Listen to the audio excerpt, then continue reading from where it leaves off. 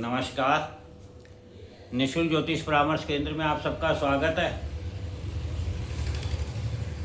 जैसे कि हमारी चर्चा कुंडली में महत्वपूर्ण क्या है, किस प्रकार से हम ग्रहों को देख सकते हैं और समझ सकते हैं, इस पर चल रही है। हमने इसका पार्ट 1 जाना, जिसमें सूर्य और शनि का कॉम्युनिकेशन को देखा लग्न के साथ। पार्ट 2 देखा, जिसमें हमने मंगल और शुक्र को जाना चंद्रमा के साथ। आज हम पार्ट 3 की चर्चा करेंगे, जिसमें हम बुध और गुरु के संबंध से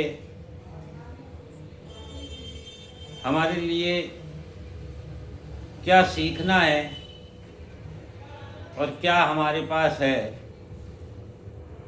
इसके बारे में जानेंगे। इससे पूर्व मैं आपको एक महत्वपूर्ण सूचना देना चाहता हूँ। यदि आप ज्योतिष को बेसिक से सीखना चाहते हैं तो हमारा एक दूसरा चैनल है, फ्री एस्ट्रोलॉजी क्लासेस। आप उसमें जाकर के हमारे 30 वीडियो है, उनको सभी को देख लीजिए, समझिए। मुझे विश्वास है कि आप इतना तो अनुभव प्राप्त कर लेंगे कि आप स्वयं अपनी कुंडली को देख सकते हैं और जान सकते हैं कि आप क्या लेकर आए हैं और आपको क्या करना चाहिए। चलिए आज हम पार्ट 3 पर चलते हैं, कुंडली में महत्वपूर्ण क्या है। तो इसमें हम बुध और गुरु के संबंध को जानेंगे। बुध, जैसा कि आप जानते हैं, बुध वाणी के कारक ग्रह है और हम अपने जीवन में जितना भी कम्युनिकेशन करते हैं या कोई तर्क वितर्क करते हैं तो वह वाणी के द्वारा ही करते हैं। तो हमारे जीवन में बुध का बड़ा महत्व है। इसके अलावा भी बुध गणित के भी कारक ग्रह हैं। और यदि हम गुरु की बात करें तो गुरु हमारे ज्ञान, हमारे अनुभव, हमारे जीवन के नीति नियम, संस्कार, समाज के नीति नियम एवं वृद्धि के कारक ग्रह है।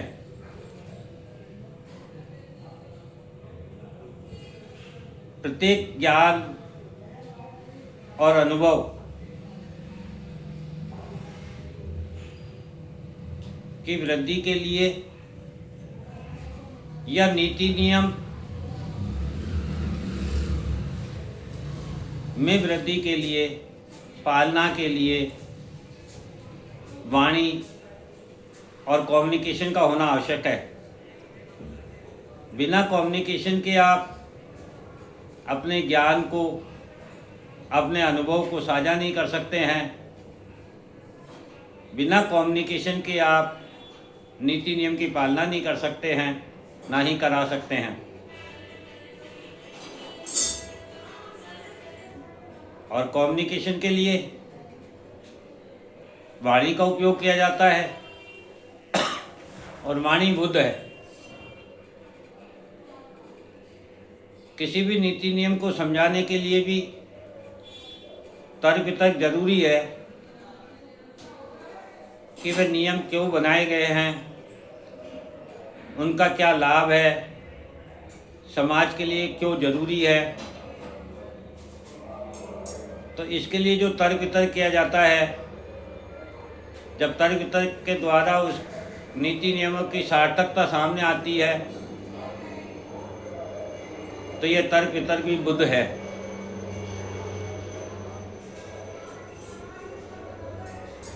और वृद्धि की गणना के लिए गणित की आवश्यकता होती है। गणित अर्थात संख्या, किसी भी मात्रा के द्वारा ही वृद्धि को मापा जा सकता है।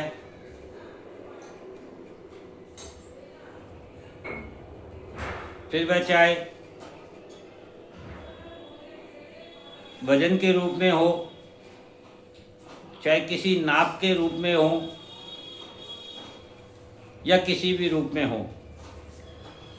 और ये जो गणित है ये भी बुध है, बुध ही इसके कारक ग्रह है। आपकी कुंडली में स्थित बुध से हम ये जान सकते हैं कि आपकी वाणी, आपका संवाद, आपका कम्युनिकेशन कैसा होगा, आपका तर्क वितर्क कैसा होगा, आपकी सीखने की प्रवृत्ति कैसी होगी, आप किसी भी चीज़ को किस प्रकार से नापते हैं, मापते हैं या उपयोगी समझते हैं, यह आपका बुध ही आपकी कुंडली में बताता है। और आपकी कुंडली में स्थित गुरु आपको बताता है कि आपके पास पूर्व जन्म से और आपके पूर्वजों के आशीर्वाद से कौन सा ज्ञान, कौन सा अनुभव, किस क्षेत्र का ज्ञान, किस क्षेत्र का अनुभव आपके पास है, और आप अपने जीवन में किस प्रकार के नीति नियम, धर्म, संस्कार के प्रति कितना विश्वास करते हैं, ये भी आपकी कुंडली में स्थित गुरु ही बताते हैं। इसके अलावा आपकी कुंडली में स्थित गुरु आपको बताते हैं कि आपकी वृद्धि किस क्षेत्र में होगी। अतः वाणी हो, कम्युनिकेशन हो, सीखने की प्रवृत्ति हो, या आपके पास पूर्व प्राप्त ज्ञान और अनुभव हो, या धर्म और संस्कार हो, या किसी भी क्षेत्र में वृद्धि देखनी हो, तो आपको अपनी कुंडली में ये बुध और गुरु का संबंध देखना होगा। यह स्पष्ट करेगा कि आपका ज्ञान, आपके अनुभव में किस प्रकार से वृद्धि होगी, आप किस प्रकार से अपने जीवन में विकास कर पाएंगे, और आपके समाज के साथ कैसे संबंध होंगे, ये आपकी वाणी तय करती है। और वाणी के कारक बुध हैं, इसलिए बुध और गुरु का बड़ा महत्व है। और बुध और गुरु को जब आप अपनी कुंडली में उनके बीच बन रहे संबंध को देखेंगे तो आपको बहुत आसानी से आपके जीवन में क्या मिलने वाला है इसे आप जान सकते हैं। तो इस प्रकार से हमने 7 ग्रह और लग्न के बारे में जाना। अब 2 छाया ग्रह बचते हैं, राहु और केतु। अगले पार्ट 4 में हम राहु और केतु के बारे में जानेंगे। जय हिंद, जय भारत।